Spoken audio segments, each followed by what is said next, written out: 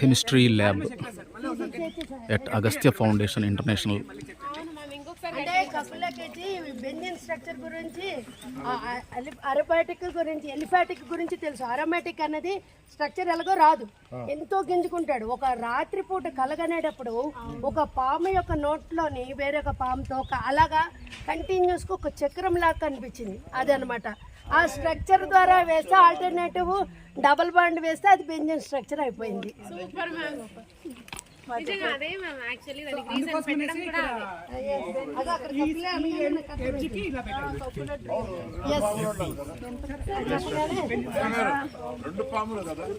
Sir మొత్తం పాములన్నీ అలాగున్నట్టుగా చూపిస్తాడండి.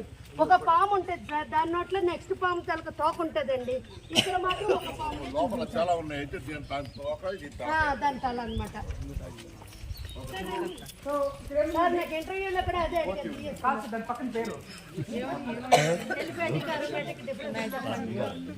Chemagica.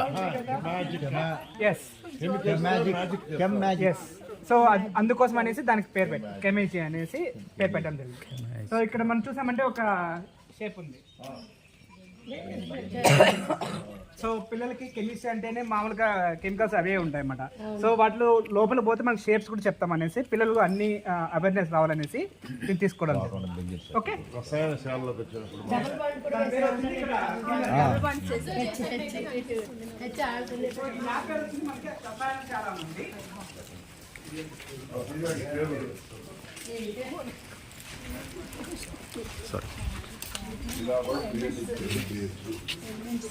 So ఇది Periodic table.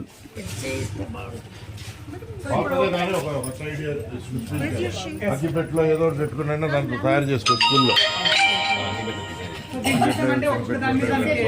Number అన్నీ ఉంటాయి అన్నమాట. ఎలక్ట్రానిక్ కమ్యూనికేషన్, దాని ప్రాపర్టీస్, ఎక్కడెక్కడ వాడతామో అన్ని యూజెస్ అన్నీ ఉంటాయి అన్నమాట. సో ఒక్కొక్క సైడ్లో ఒక్కొక్కటిగా పెట్టడం జరిగింది.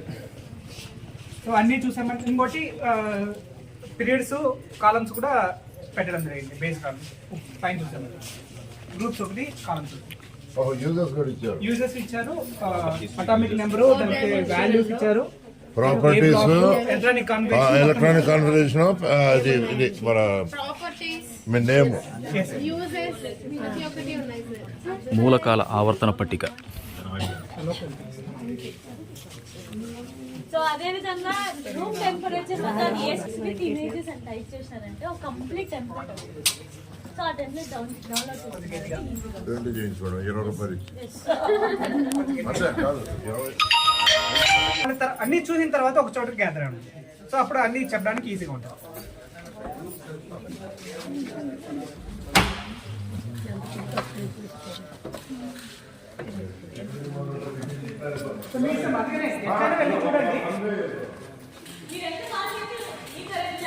సో మీరు చూసేది వచ్చారంటే ఇక్కడ ఒక ఎక్స్పెరిమెంట్ అనేది చేస్తాం.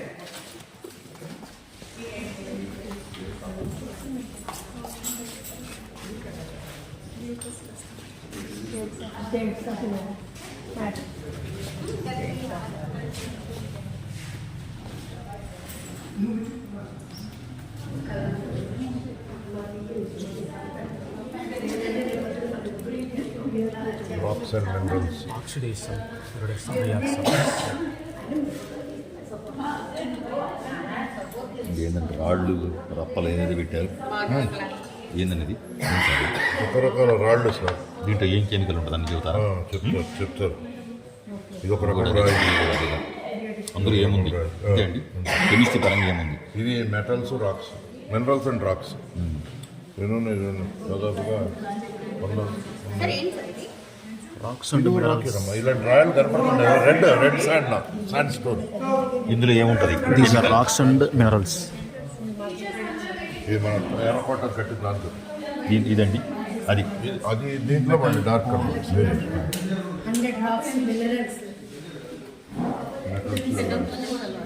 Collection of minerals.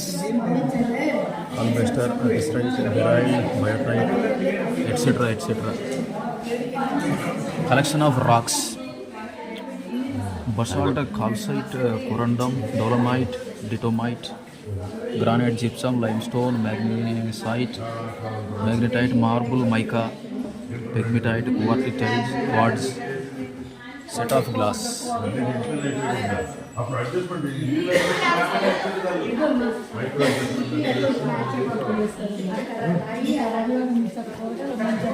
Simple balance.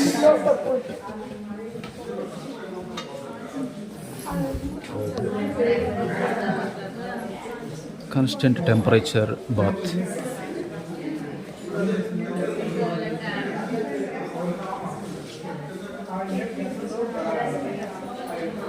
Chemical bonding. These are something about chemical bonding.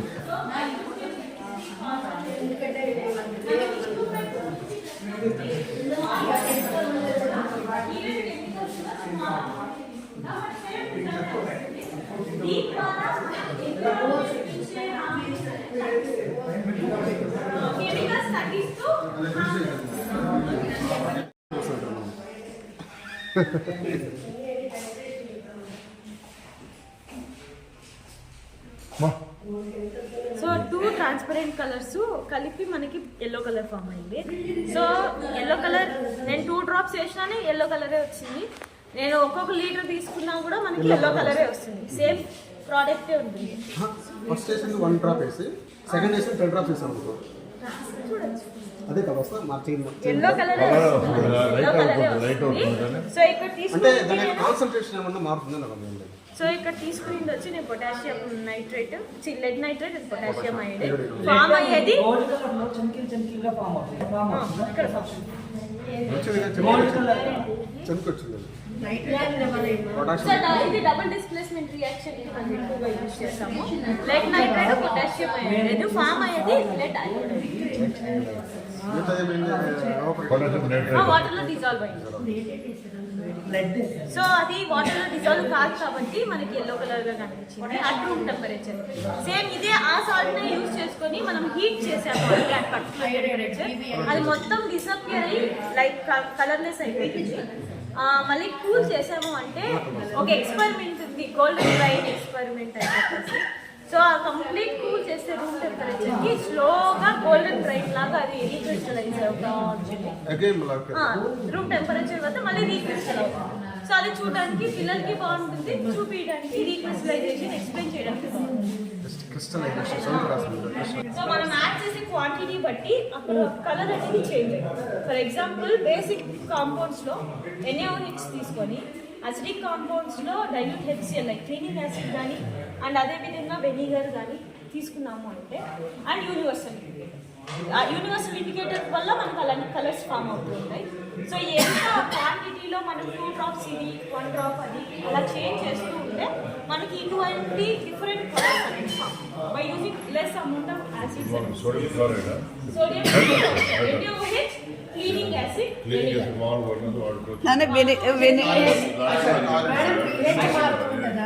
pH మారుతుండేది కొద్దీ మొత్తం స్ట్రిప్స్ వచ్చేస్తాయి. చేంజ్ అవుతూ ఉంటుంది. వెనిగర్ ప్లస్ సోడియం నైట్రేట్ ఒకటి 2 యాసిడ్లు ఒక బేస్, ఒక NaOH సొల్యూషన్, ఇంకోటి dilute base and universal indicator మీకు కెమికల్స్ లో కూడా ఇచ్చింటారు. ఇప్పుడు కూడా ఇచ్చింటారు. దాని మీద రాసింది సార్ pH.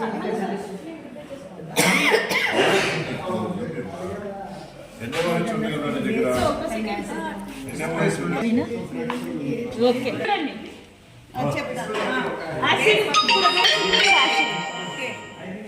Universal indicator. పిల్లలకి అట్లా చూపించి చెప్పాలి టీచర్లు.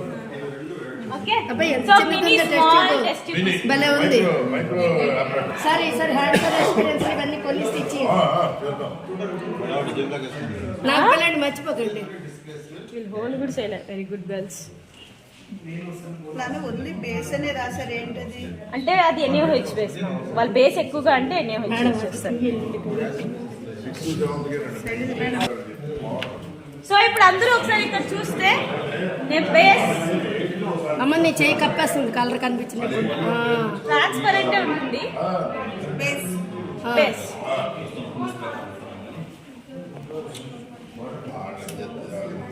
యాసిడ్, ఇంకో యాసిడ్ యాసిడ్ ఒకటి బేస్ యాడ్ చేసాం, ఒకటి యాసిడ్. ఏదని మేడం ఏ యాసిడ్ అయినా పర్వాలేదు ఎవరైనా ఎన్ని తీసుకోవచ్చు 2 drops ఏమైనా కలర్ చేంజ్ వచ్చిందా? పెద్ద రాలే ఏమి రాలా. లేదు ట్రాన్స్పరెంట్ ఇండికేటర్ యాడ్ చేస్తా, ఏ కలర్ వస్తుందో అబ్జర్వ్ చేయండి.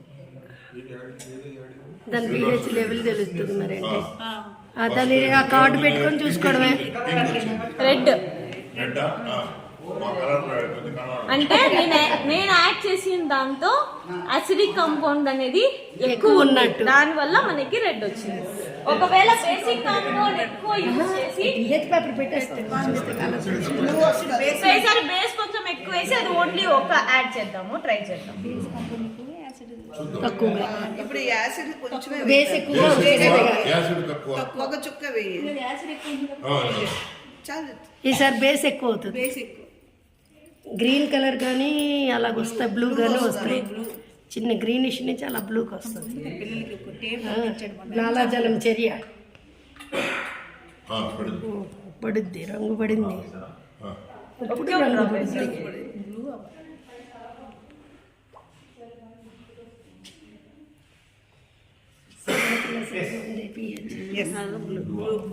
బులుగు వచ్చింది. దాన్ని మనం పర్పల్ అంటాము యూనివర్సల్ ఇండికేటర్ ప్రకారం. సో ఇక్కడ ఈ టెస్ట్ ట్యూబ్ లో ఏమైంది, అసిడిక్ క్వాంటిటీ ఎక్కువైంది, రెడ్ వచ్చింది. ఇక్కడ బేసిక్ క్వాంటిటీ ఎక్కువైంది కాబట్టి మనకి బేస్ వచ్చింది. సో మనం ఇంకొక దాంతో ట్రై చేద్దాము అట్ లాస్ట్ గా. సో ఈసారి నేను యాసిడ్ ఫస్ట్ వేస్తా.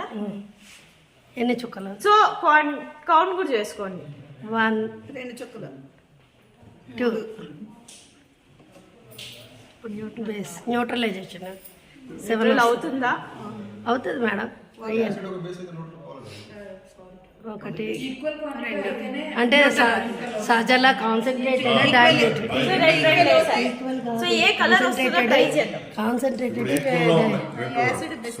వాళ్ళు ఏ దీంతో కాన్సన్ట్రేషన్ బట్టి కూడా ఉంటుంది సార్. అది డైల్యూట్ ఒకటి కాన్సన్ట్రేటెడ్ అయితే డిఫరెన్స్ వచ్చేస్తుంది. యాసిడ్ 2 చుక్కలు వేస్తావు ఈక్వల్ గా యాసిడ్ తక్కువ వేస్తావు. స్టేట్ వచ్చి ప్లాస్మా స్టేట్. ఇది ప్లాస్మా స్టేట్. సో ఇక్కడ ఒక ఎలక్ట్రోడ్ ఉంటుంది. దీని కంప్లీట్ లోపల వచ్చి మనకి ఇనర్ట్ గ్యాసెస్ ఫిల్ చేసి ఉంటారు. సో ఇక్కడ కలర్ పింక్ అవన్నీ వస్తున్నాయి కదా, వాళ్ళు ఏ ఇనర్ట్ గ్యాస్ యాడ్ చేసి ఉంటే దాన్ని బట్టి ఆ కలర్ చేంజ్ అవుతుంది. కొంతమంది బ్లూ కలర్ ప్లాస్మా బాల్ ఉంటుంది, ఇక్కడ పింక్ ఉంది కాబట్టి దాని బేసెస్ ఇనర్ట్ గ్యాస్ యాడ్ చేసి ఉంటారు. రేస్ మాత్రం బ్లూయిష్ గా స్టార్ట్ అవుతుంది, బయట మాత్రం రెడ్ అవుతుంది. సో ఎప్పుడైతే మనం ఫింగర్ ఇక్కడ పెడుతున్నామో సో కంప్లీట్ ఆ రేస్ అన్ని ఎలక్ట్రాన్స్, ఫ్రీ ఎలక్ట్రాన్స్ అన్ని నా వేల్ దగ్గరికి వస్తున్నాయి. సో ఇక్కడ లైక్ ఎలక్ట్రోడ్ ఉండడం వల్ల ఫ్రీ ఎలక్ట్రాన్స్ ఎగ్జైట్ అయి ఉంటాయి కదా, ఆ ఎగ్జైటెడ్ ఎలక్ట్రాన్స్ అన్ని బయటికి రావాలని ట్రై చేస్తూ ఉంటాయి, లైక్ గ్రౌండ్కి రావాలి అని. సో ఈ బాల్ మనం ఏమనుకుంటున్నాం, ఈ బాల్ వల్ల ఎలక్ట్రాన్స్ అన్ని ఇక్కడే ఉండిపోతున్నాయి, ఫ్రీ ఎలక్ట్రాన్స్ అనుకుంటాము. బట్ యాక్చువల్గా ఇక్కడ నుంచి ఇంత డిస్టెన్స్ వరకు ఎలక్ట్రాన్స్ బయట వస్తూ ఉంటాయి. దాన్ని కన్ఫర్మ్ చేయడానికి నార్మల్గా మన దగ్గర బల్బ్స్ ఉంటాయి కదా, సో వెలగాలంటే మనకి ఎలక్ట్రికల్ ఫీల్డ్ కావాలి, సో ఏదైనా చిన్న బల్బ్ తీసుకొని మనం ఇక్కడ ఎక్కడైనా పెట్టామంటే అది గ్లో అవుతుంది. సో ఎండ్కి ఆ ఎలక్ట్రాన్స్ వెళ్ళి అట్రాక్ట్ అవ్వడం వల్ల ఎలక్ట్రికల్ ఫీల్డ్ ఫామ్ అయ్యి అక్కడ గ్లో అనేది జరుగుతుంది. సో దాన్ని బట్టి ఇక్కడున్న ఫ్రీ ఎలక్ట్రాన్స్ అనేది ఇక్కడే ఎండ్ అవ్వకుండా బయటకు కూడా వస్తుంది అని చెప్పి పిల్లలకి ఎక్స్ప్లెయిన్ చేయడం. Very good. అప్పుడు దీన్ని ఏమంటారు? Plasma ball.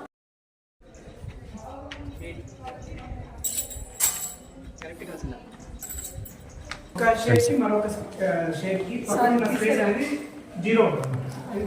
అందుకని తేనె పట్టు ఎందుకు అంత స్ట్రాంగ్ అవుతుందంటే దాని బాండింగ్ అనేది చాలా ఎక్కువగా ఉంటుంది. అంటే తేనె పట్టులో ఏమేసి రిప్రజెంట్ చేస్తున్నారు, ఏం రిప్రజెంట్ చేయగలుగుతున్నారు? యాక్చువల్గా అయితే మీరు ఓవరాల్ గా చూస్తే తేనె పట్టు, మన ఇండివిజువల్ గా చూసామంటే దానికి ఒక్కొక్కటి ఒకటి ఇచ్చారు.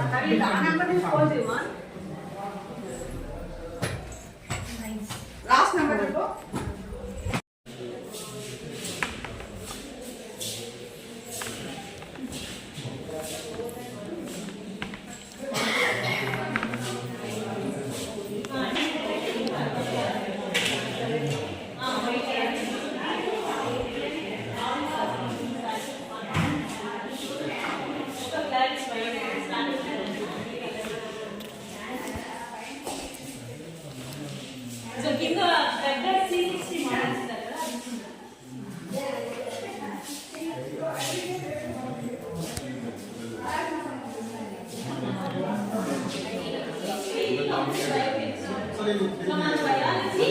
కార్బన్స్ ఎన్ని ఉంటాయి?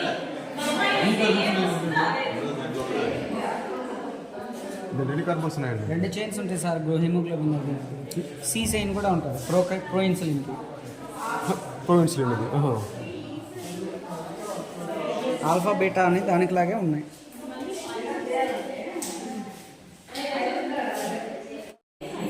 These are various types of sheet. PA6 sheet, PTFE virgin sheet, various types of sheets, ma'am. POM sheet, polypropylene sheet, acrylic sheet, PEI sheet, PVC sheet, HDPE sheet, peak virgin sheet.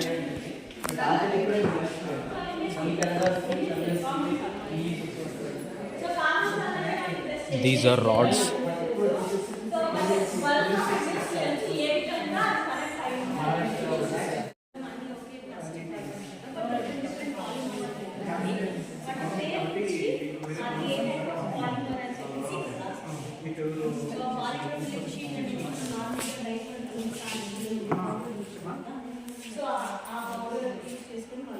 వెళ్ళిపోతాం చెప్పినాను. So ఆ విధంగా like PVC sheets మనకి pipes ఉంటాయి కదా. So అవన్నీ మీరు బరువు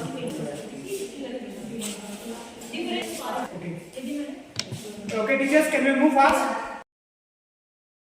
Is the internal structure of acid battery. Cell Yes, sir. అన్నీ కలిపిన బ్యాటరీ. Battery, sir. ఇది ఎట్లా వర్క్ చేసుకోవాలి? ఓపెన్ చేసి పెట్టాను. Battery is a set of cells.